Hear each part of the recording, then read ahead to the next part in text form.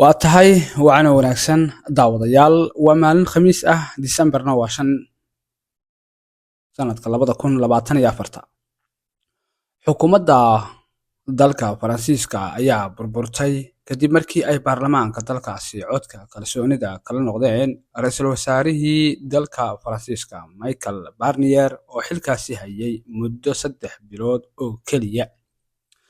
331 xildhibaan oo ka mid ah 577 mudane ee baarlamaanka Faransiisku uu ka kooban yahay ayaa u codeeyay in ay kalsoonida kala noqdaan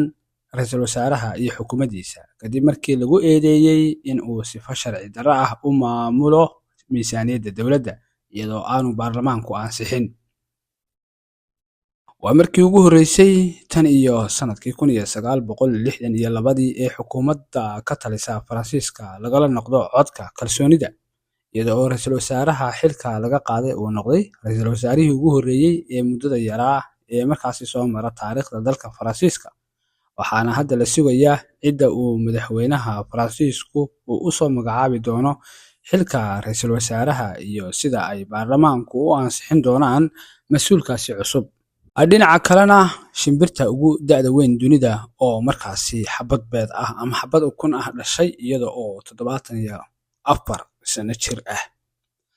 shimbirta ugu da'da weyn dunida oo ah shimbir duurjoog ah ayaa dhashay ukun iyada oo da'deedu ay ku dhowdahay ilaa 74 sano jir sida ay sheegeen khubarada ku takhasusay cilmiga noolaha ee waddanka Mareykanka. Wisdom Laysan Albatross ayaa waxaa duubay waaxda kalluunka iyo duurjoogta ee Mareykanka ee loo soo gaabiyo US iyada oo ku sugan xerada badbaadada duurjoogta qaranka ee Midway Atoll ee badweynta Pacifica iyada oo xilligaasi ilaalinaysay ukunta.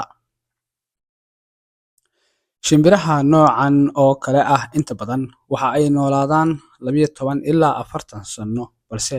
Wisdom waxa ay dhalatay 60meedyadii waxaa baadhis lagu waday tan iyo sanadkii 1956 iyada oo uu markaasi ay jirtay 5 sano.